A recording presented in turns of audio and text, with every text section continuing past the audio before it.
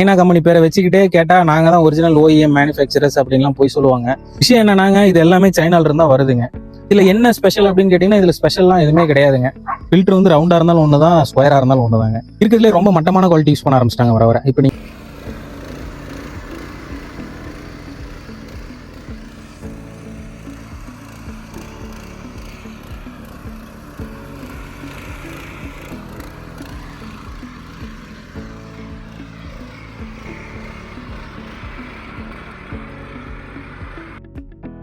வணக்கங்க, உங்க ஸ்டாண்டர்ட் அக்ரோல இருந்து தினேஷ்குமார் பேசுறேங்க.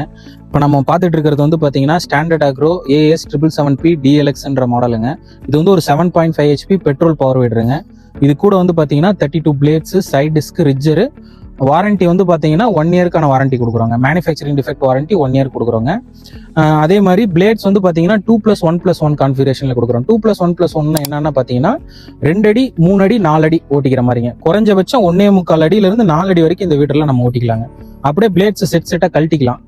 ஸோ அதே மாதிரி இல்லை எனக்கு வந்து 1.25 அடியில ஓட்டணும், 1.5 அடியில ஓட்டணும்னு நினைக்கிறவங்க வந்து பாத்தீங்க அப்படின்னா அதுக்கும் நம்ம கிட்ட தனியா பிளேட் செட் விற்கிதுங்க. 1.25 அடி 1.5 அடிக்கும் தனியா பிளேட் செட் இருக்கு, அது நீங்க தனியா வாங்கிக்கலாங்க. ஸோ இப்போ இதுக்கு முன்னாடி வந்து இதுல என்ன ஸ்பெஷல் அப்படின்னு கேட்டீங்கன்னா, இதுல ஸ்பெஷல்லாம் எதுவுமே கிடையாதுங்க. இப்போ ஒரு சில கம்பெனிஸ் எல்லாம் வந்து பாத்தீங்கன்னா நிறைய பேர் வந்து நாங்களே தான் பேர்லயே சைனா கம்பெனி பேரை வச்சிருப்பாங்க. சைனா கம்பெனி பேரை வச்சுக்கிட்டே கேட்டா நாங்க தான் ஒரிஜினல் ஓஇஎம் மேனுஃபேக்சரர்ஸ் அப்படின்லாம் போய் சொல்லுவாங்க.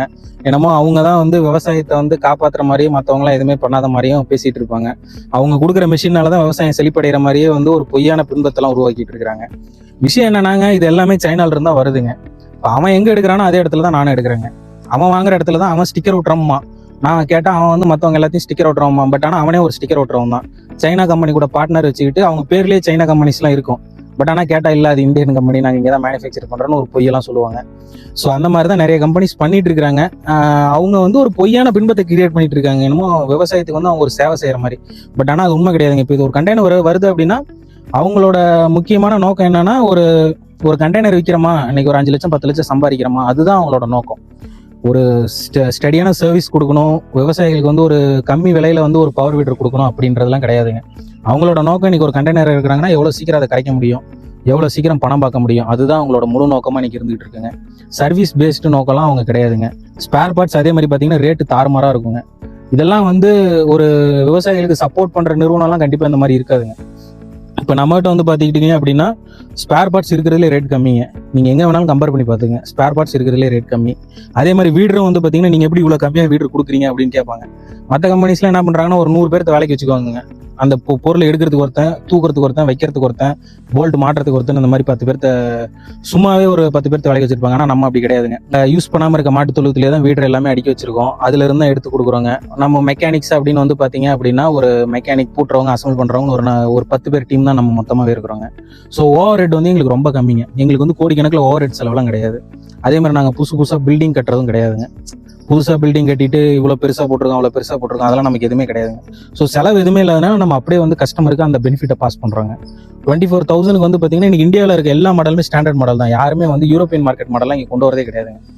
எல்லாமே வந்து ஒரு ஸ்டாண்டர்ட் மாடலை கொண்டு வந்துட்டு இதில் என்ன பண்ணுவாங்கன்னா, ப்ரீமியம் மாடலுக்கு என்ன பண்ணுவாங்க, ஒரு ஃபெண்டரை மாற்றுவாங்க, பெட்ரோல் டேங்கை மாற்றுவாங்க, ஏர் ஃபில்டர் சைலன்சரை மாற்றுவாங்க, அப்புறம் ஹேண்ட்பாரை மாற்றுவாங்க.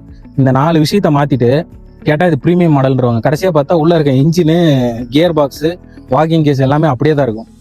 ஒன்லி இந்த ஃபெண்டரு, ஹேண்ட்பாரு, சைலன்சர், ஏர் ஃபில்டரை மாற்றிட்டா ப்ரீமியம் மாடல்ன்றவாங்க. இதுதான் இன்னைக்கு வந்து மக்கள் அப்படி தான் ஏமாற்றிட்டு இருக்கிறாங்க. ஸோ இந்த இதில் இப்போ இதுலேயும் இன்னொரு மாடல் இது பண்ண ஆரம்பிச்சிட்டாங்க. இந்த மாதிரி ஏர் ஃபில்டர் போட்டால் கம்மி ரேட்டு, இதிலே வந்து ஏர் ஃபில்டர் ரவுண்டாக போட்டால் ரேட் அதிகம், ப்ரீமியம் மாடல், எலைட் மாடலு, ஹேண்ட்பாரை கொஞ்சம் பெருசு பண்ணிட்டா எலைட் மாடலு அப்படின்ற மாதிரிலாம் கொஞ்சம் இது பண்ணிட்டு இருக்காங்க. அதெல்லாம் நம்பி ஏமாந்துடாதீங்க. உங்களுக்கு எது கம்ஃபர்டபுளாக இருக்குன்னு முதல்ல பாருங்க. வீடுனா எல்லாருக்கும் ஒவ்வொரு தாட் இருக்கும். உங்களுக்கு எது கம்ஃபர்டபுளாக இருக்குது, அது ஒர்க்கிங்க்கு கரெக்டாக இருக்குமா, தேவையில்லாத இப்போ ஃபில்டர் வந்து ரவுண்டாக இருந்தாலும் ஒன்று தான், ஸ்கொயராக இருந்தாலும் ஒன்று தாங்க. ஸோ ஏன்னா நீங்கள் அதை ரவுண்ட் ஃபில்டர் வாங்க போனீங்கன்னா 1000 ரூபாய்க்கு கீழே இல்லைங்க. இதே ஒரு ஸ்கொயர் ஃபில்டர் வந்து பார்த்தீங்கன்னா ஒரு 500 to 600 ரூபாய்க்குள்ள வாங்கிடலாம். மொத்த செட்டுமே 600 ரூபாய்க்குள்ள வாங்கிடலாங்க. ஸோ அந்த மாதிரி இதில் நிறைய சொல்ல போனால் நிறைய விஷயங்கள் வந்துகிட்டே இருக்குங்க. பட் ஆனால் உள்ள இருக்க பேசிக்கான விஷயம் எல்லாமே காமன் தாங்க. யாருமே வந்து உங்களுக்கு ஒரு ஹோண்டாவோ பிரிக்ஸ் அண்ட் ஸ்டாட்டனுக்கு இன்ஜினோ வந்து காப்பி ரைட்ஸ் வாங்கிலாம் இங்கே யாரும் போடுறது கிடையாதுங்க. எல்லாருமே அந்த ஸ்டாண்டர்ட் குவாலிட்டி இன்ஜின் ஒரு 250 to 450 are tested Chinese engine தான் எல்லாருமே போடுறாங்க. ஸோ எல்லாருமே இன்னைக்கு என்னன்னா ஒரு கண்டெய்னர் இறக்குறாங்கன்னா அது எவ்வளோ சீக்கிரம் சேல்ஸ் பண்ண முடியும். இன்னைக்கு இதுல இன்னொரு விஷயமும் வந்துருச்சுங்க. இப்போ இருக்கிறதுலே ரொம்ப மட்டமான குவாலிட்டி யூஸ் பண்ண ஆரம்பிச்சிட்டாங்க வர. இப்போ நீங்க ஆன்லைன்லாம் கேள்விப்பட்டிருப்பீங்க, ஒரு 20,000 ரூபாய்க்கு 19,500 ரூபாய்க்கு 17,500 ரூபாய்க்குலாம் வீடு வந்துருச்சு. அதெல்லாமே என்ன பண்றாங்க அப்படின்னா ரொம்ப புவர் குவாலிட்டி மெட்டீரியல்ஸ் அதுவும் யூஸ் பண்ண ஆரம்பிச்சிட்டாங்க வர. நான் வந்து நம்மளுக்கு வந்து இருக்கிறதுலே டாப் குவாலிட்டிலாம் சொல்ல மாட்டாங்க, நம்மளுக்கு வந்து ஸ்டாண்டர்ட் குவாலிட்டி மார்க்கெட்ல என்ன இருக்கோ அது நம்ம பண்றோம். மார்க்கெட்ல ஸ்டாண்டர்ட் அதாவது ஒரு ப்ரீமியம் குவாலிட்டியில் என்ன சொல்றாங்களோ அதை நம்ம ஸ்டாண்டர்ட் குவாலிட்டின்னு தான் சொல்லுவோம். ப்ரீமியம் குவாலிட்டி நம்ம கிட்ட ஸ்டாண்டர்ட் குவாலிட்டி தாங்க. ஏன்னா இதுல வந்து ஃபெண்டரை மாத்தினா ப்ரீமியம் குவாலிட்டின்றாங்க. பட் ஆனால் அப்படி கிடையாது. ஃபெண்டரை மாத்தினாலும் அது கியர் பாக்ஸை பொறுத்து தான், கியர் பாக்ஸ் இன்ஜினை பொறுத்து தான் குவாலிட்டி நிர்ணயம் ஆகுதுங்க. ஸோ அதனால இது வந்து ஸ்டாண்டர்ட் குவாலிட்டி. இதுக்கு மேல இந்தியாவில் குவாலிட்டி எதுவும் வர்றதில்லை. இதுக்கு கீழே வந்து பாத்தீங்கன்னா இப்போ வந்து ரொம்ப அன்டெஸ்டட் இன்ஜின்லாம் போட்டு ரொம்ப மட்டமான இன்ஜின்ஸ்லாம் போட்டு கொண்டு வர ஆரம்பிச்சிட்டாங்க. டீலர்ஸ்க்குலாம் வந்து பார்த்தீங்கன்னா ஒரு 17,500 15,500, அது நார்த் இந்தியன் கம்பெனிஸ்லாம் 14,500 ரூபாய்க்கு டீலர்ஸ்க்குலாம் கொடுக்க ஆரம்பிச்சிட்டாங்க. ஸோ இதெல்லாம் வந்து பார்த்தீங்கன்னா ரொம்ப மட்டமான இன்ஜின்ஸ். ஸோ அதையும் கொஞ்சம் வாங்குறவங்க வந்து கொஞ்சம் பார்த்து சூதானமாக வாங்கிக்கிங்க. ஸோ இதில் வந்து பார்த்தீங்க அப்படின்னா வாட்டர் பம்ப் அட்டாச் பண்ணிக்கலாங்க, ரீப்பர் அட்டாச் பண்ணிக்கலாம், பிடிஓ ஷாஃப்ட் இருக்கு, 2 அடி 3 அடி 4 அடி ஓட்டிக்கலாங்க. இன்ஜின் வந்து 7.5 HP பெட்ரோல் இன்ஜின் கொடுக்குறோங்க. மற்றபடி நார்மல் எல்லாமே. இது வந்து கிளச்சை விட்டா போற வண்டி. நிறைய பேர் இதான் கேட்டிருந்தாங்க நம்ம கிட்ட, கிளச் எங்களால் பிடிச்சிக்கிட்டே ஓட்ட முடியல, கிளச் விட்டா போற மாதிரி கொடுங்க அப்படின்னு கேட்டிருந்தாங்க. இதுல ரிவர்ஸ் ஆப்ஷனும் இருக்குங்க, இன்ஜின் இக்னிஷன் ஆன் ஆஃப் இருக்குங்க. கியர்ஸ் வந்து பாத்தீங்கன்னா ஃபார்வர்டுக்கு 2 கியர் கொடுக்குறாங்க, ஃபாஸ்ட் அண்ட் ஸ்லோ. நியூட்ரலுக்கு வந்து பாத்தீங்கன்னா நியூட்ரல்ல தான் ரிவர்ஸ் கியர் வருங்க. அதே மாதிரி இன்ஜினுக்கு வந்து ஃபர்ஸ்ட் 10 மணி நேரத்துல ஒருக்கா ஆயில் மாத்திக்கிங்க. இன்ஜினுக்கும் கியர் பாக்ஸுக்கும் ஃபர்ஸ்ட் 10 மணி நேரத்துல ஆயில் மாத்திருங்க. அடுத்தது வந்து இன்ஜினுக்கு வந்து 40 ஹவர்ஸ் ஒன்ஸும், கியர் பாக்ஸுக்கு 300 ஹவர்ஸ் இல்லைனா 6 months ஒன்ஸும் கண்டினியூஸா ஆயில் மாத்திருங்க. ஏர் ஃபில்டருக்கு வந்து அப்பப்போ டஸ்ட் அதிகமாக படுற ஏரியாவா இருந்தால் ஏர் ஃபில்டருக்கு அப்பப்போ வந்து நீங்க அந்த ஸ்பாஞ்சை வந்து பெட்ரோலில் போட்டு க்ளீன் பண்ணி அப்பப்போ அது பண்ணிக்கிங்க. வண்டியை வந்து இந்த சைடு சாய்ச்சி ஓட்டாதீங்க. சைலன்சர் சைடு வண்டியை மட்டும் சாய்ச்சி ஓட்டினீங்கன்னா அது ஆயில் போகிறது உங்களுக்கு தெரியாது. அதே மாதிரி வண்டி டெய்லி எடுக்கிறீங்கன்னா டெய்லி ஆயில் செக் பண்ணிக்கிங்க. ஆயில் செக் பண்ணாமல் ஓட்டாதீங்க. நிறைய பேர் என்ன தப்பு பண்றாங்கன்னா ஆயில் செக் பண்ணாம இன்ஜின் ஆயில் செக் பண்றதே இல்லை. இன்ஜின் ஆயில் செக் பண்ணாம ஓட்டிட்டு கடைசியா பார்த்தா ஆயில் கம்மியாகி சீஸ் ஆகிற நிலைமைக்கு போயிடுது. போர்ல கோடு விழுந்ததுக்கு அப்புறமா தான் பாக்குறாங்க, அதை கவனிக்கிறாங்க ஆயில் இருக்கா இல்லையான்ட்டு. ஸோ அதை எல்லாருமே கேர்ஃபுல்லா பாத்துக்குங்க. மழையில இன்ஜினை நலைய விட்டுறாதீங்க. இந்த மாதிரி சின்ன சின்ன விஷயங்கள்லாம். அதே மாதிரி இன்னொரு முக்கியமான விஷயம் என்னன்னா பெட்ரோல் வந்து வண்டியில இருக்கக்கூடாது. ஒரு 20 நாள் 30 நாளைக்கு மேல வண்டி நிக்குதுன்னா பெட்ரோல் வைக்காதீங்க. டேங்க்ல இருக்க பெட்ரோலை ட்ரை பண்ணிருங்க, கார்பரேட்ல இருக்கிறத ஓட விட்டு நிறுத்திடுங்க. ஓட விட்டு நிறுத்திட்டீங்கன்னா வண்டியில எந்த கம்ப்ளைண்ட்டும் வராதுங்க. இப்போ வந்து எத்தனால் வந்து 20% கலக்குறாங்க.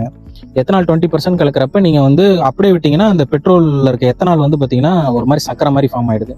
அது அந்த சின்ன சின்ன ஹோல்ஸ் எல்லாம் அடைச்சிக்குதுங்க. ஸோ வண்டி ஓடுறது இல்லை. ஸோ அதையும் கரெக்டாக பார்த்துக்குங்க.